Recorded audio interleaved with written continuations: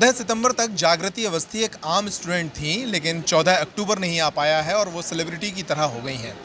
भारत में यूपीएससी की परीक्षा का अपना महत्व है और वो इस परीक्षा में साल पूरे देश में दूसरे स्थान पर आई हैं। निश्चित रूप से उनकी ख्याति पूरे देश में बढ़ी है और उन्हें लोग सुनना चाहते हैं, उनकी सफलता की यात्रा को समझना चाहते हैं। इस वक्त जागृति अवस्थी हमारे साथ हैं। खास बात है कि वे मध्य प्रदेश के छतरपुर ज़िले से आती हैं, तो आज छतरपुर ज़िले में उनका नागरिक अभिनंदन हुआ है। लगभग 1 दर्जन सामाजिक संगठनों ने उनका सम्मान किया है। जब बेटी घर आती है तो लोग सम्मान करते हैं। कुछ ऐसा ही नज़ारा आज देखने को मिला। उनसे बात करेंगे छतरपुर के बारे में, बुंदेलखंड के बारे में और उनके खुद के बारे में। बहुत स्वागत है जागृति आपका। धन्यवाद। पहला सवाल तो बुंदेली में ही हो जाए, कैसो लगो छतरपुर आके? बहुत अच्छा लगो, हमारा घर है, हमारा परिवार है, परिवार में आके सबको खुशी हो, हमें भी बहुत खुशी हो रही। अच्छा, जब आपका लिस्ट में नाम आया था तो बड़ा अच्छा लगा था छतरपुर के लोगों को। छतरपुर के बारे में कुछ बताइए, कितना वक्त यहाँ गुजारा था आपने और उस समय की कुछ मेमोरीज जो आपके पास हों। छतरपुर मेरा जन्म स्थल भी है। ग्राम पंचायत निवारी जो इस ज़िले में पड़ती है, वहाँ मेरा जन्म हुआ। शुरू का पालन पोषण वहीं हुआ। मैं 5वीं कक्षा तक यहाँ पढ़ी हूँ, तो मेरी प्रारंभिक शिक्षा, मेरा बचपन यहीं पे बीता। बहुत सारी मेमोरीज़ हैं। मेरे बड़े मम्मी बड़े पापा वो आज भी निवारी में रहते हैं और छतरपुर से बहुत बहुत लगाव है। मेरे पापा का करियर यहाँ पे रहा है, मेरे पापा यहाँ पढ़े हैं, यहाँ उन्होंने काम किया है। मेरी मम्मी छतरपुर से हैं, टीकमगढ़ से हैं वो। तो बहुत मेमोरीज़ हैं, बहुत लोग हैं हमारे यहाँ पे। अच्छा, वो लम्हा बताइए अपनी ज़िंदगी का जब पहली दफ़ा सोचा था कि सिविल सर्विसेज में जाना है। देखिए, पहली दफ़ा विचार तो बहुत पहले आ गया था। मैंने कहा कि ग्रामीण इलाकों से क्योंकि जुड़े हुए रहे, तो कलेक्टर एसपी शब्द हमारे लिए बहुत कॉमन थे। तो विचार तो था, लेकिन यदि आप कहें प्लान और एक दृढ़ निश्चय, तो वो 2019 की जनवरी जब मैं बीएचईएल में काम कर रही थी, तब मेरे दिमाग में आया कि मुझे यही बनना है। अच्छा, कैसे आप नौकरी कर रही थीं और उसके बाद ये निश्चय किया कि अब यूपीएससी करना है? कितना वक्त लगा और उस दौरान पढ़ाई कैसी रही? कितनी तैयारी करती थीं, क्या पढ़ती थीं? देखिए, मेरा प्रथम प्रयास जॉब में रह कर के ही हुआ। समय के अभाव के कारण मैं प्रीलिम्स भी क्वालिफाई नहीं कर पाई। फिर मैंने दूसरा प्रयास लिया। मैंने 2019 की जुलाई में नौकरी छोड़ी। 2 साल लगातार मेहनत की है। कोविड हो गया, कोविड आ गया, मुझे कोविड नहीं हुआ। तो घर में पूरी तरह से अलग होकर के पढ़ाई करना, आइसोलेट होकर के पढ़ाई करना। तो सितंबर तक मैं पूरी तरह से पढ़ाई में लगी रही। डेली 8 से 9 घंटे की पढ़ाई रही है मेरी।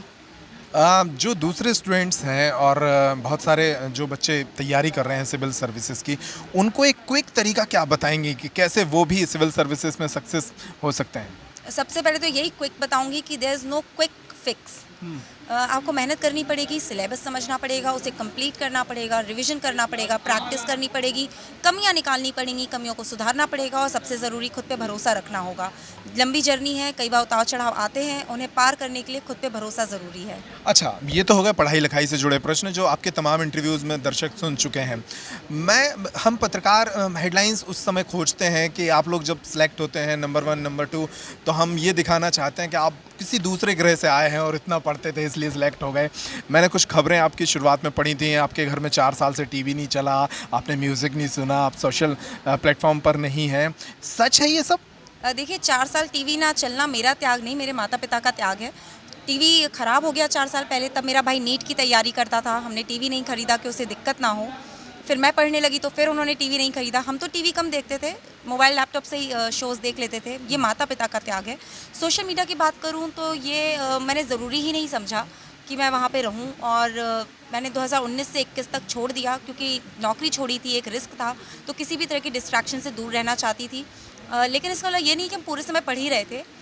मैं अपने परिवार से काफ़ी एंगेज थी। मुझे लगा इस बीच में मैं अपने परिवार के साथ बहुत सारा समय बिता पाई और साथ ही अपनी हॉबीज़ जैसे संगीत सुनना। मैं बुंदेलखंडी संगीत सुनने की शौकीन हूँ। मैंने बहुत म्यूज़िक सुना इस पूरे दौरान अपनी हॉबी को डेवलप किया। छोटी छोटी एक्टिविटीज़, कुकिंग करना, मम्मी पापा के साथ वॉक पे जाना।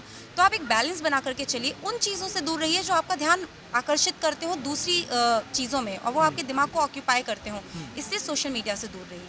अच्छा, म्यूज़िक की आपने बात कही, लास्ट फिल्म कौन सी देखी थी आपने? मैंने स्त्री देखी थी लास्ट फिल्म। उसके बाद कोई फिल्म नहीं देखी? मैं फिल्म देखने की थोड़ी कम शौकीन हूँ। अच्छा, म्यूज़िक में सिर्फ सुनना पसंद है कि गुनगुनाती भी हैं? नहीं, मुझे सुनना ही पसंद है और हाँ, थोड़ा बहुत कभी साथ में गा लिया, पर मुझे गाना आता नहीं है और सुनने की ज़्यादा शौकीन हूँ। अच्छा, आप कल को कलेक्टर बनने वाली हैं, किसी ज़िले की जिम्मेदारी आपके कंधों पर होगी। पहले 2-3 काम आपने क्या सोच के रखे हैं एज ए कलेक्टर जो करना चाहिए आपको? मैं जिले में जो ग्रामीण क्षेत्र होंगे उनके विकास पे ध्यान दूंगी। वहाँ आय के साधन कृषि के से अलग भी हों, लोगों का पलायन मजबूरी में ना हो, शिक्षा और स्वास्थ्य इम्प्रूव हो, इन चीज़ों पे मेरा ध्यान ज़्यादा रहेगा। अच्छा, बहुत बार ऐसा होता है जब स्टूडेंट यूपीएससी क्रैक करते हैं, पीएससी क्रैक करते हैं, तो एक जज्बा अलग होता है, एक जोश अलग होता है, लेकिन वो देखते हैं कि सिस्टम में बहुत सारी कमियां हैं और फिर वो धीरे धीरे सिस्टम के साथ ढलने लगते हैं। आप सोचती हैं ऐसा कि ऐसा वाकई होता होगा? देखिए, मेरा विचार थोड़ा अलग है। जब मैंने पूरी पढ़ाई की तो सिस्टम के बारे में भी क्लोजली पढ़ा और मैंने पाया एक्चुअली सिस्टम वाइब्रेंट है। यदि आप कुछ करना चाहें तो वहाँ अपॉर्चुनिटीज़ हैं और अब चीज़ें बदल रही हैं। डिजिटल एम्पावरमेंट आ रहा है, हर चीज़ डिजिटाइज होती जा रही है। अभी कर्मयोगी मिशन आया, उसमें भी कई नए तरह के इनिशिएटिव्स आए जा रहे हैं। सिटीज़न फ्रेंडली ब्यूरोक्रेसी का ज़माना है, तो कमियाँ हो सकती हैं। तंत्र में कमियाँ होती हैं, उन्हें सुधारा जाता है तभी वो इम्प्रूव करता है। लेकिन हाँ, बदलाव है।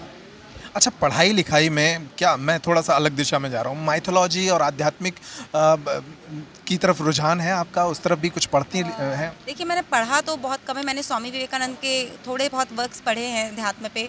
अध्यात्म ज़रूरी है जीवन में एक संयम बना करके रखने के लिए, खासकर अपनी एक आप से, अपने अंदरूनी जो अंतरात्मा उससे जुड़े रहने के लिए। और जो मैंने अध्यात्म में पाया है, जो सबसे ज़रूरी मेरे जीवन में है, वो ये है कि स्वामी विवेकानंद ने कहा है कि शिव की सेवा जीव की सेवा है। अब मतलब अगर आपको शिव की सेवा करनी है तो आप जीव की सेवा करिए। ये मुझे अपने पूरे जो मेरी समझ है उसमें मेरे जो एक केंद्र बिंदु नज़र आया। अच्छा, पढ़ने वाले बच्चे बहुत सारी किताबें पढ़ते हैं, तो स्टूडेंट लाइफ में आपने भी बहुत सारी किताबें पढ़ी होंगी। कौन सी पसंदीदा किताब है आपकी और कौन से राइटर की है और क्यों पसंद है? एक किताब है दी अल्केमिस्ट, पाउलो इलो ने लिखी है। मुझे अपने जीवन में वो एक गाइडिंग लाइट की तरह लगती है। उसमें एक बहुत अच्छी बात थी कि जब सपनों को पूरा करने के लिए आप जाते हैं तो हर क्षण आपकी डेस्टिनी आपको अपने भगवान से मिला रही होती है। अपने सपनों को पूरा करने की उसमें जो जज्बात उन्होंने व्यक्त किए हैं मुझे बहुत प्रभावशाली लगते हैं और मुझे खुद उन्होंने बहुत प्रभावित किया है। व्यक्तिगत जीवन पर भी एक सवाल है, क्या आप सोचते हैं आगे की लाइफ के लिए, पर्सनल लाइफ के लिए?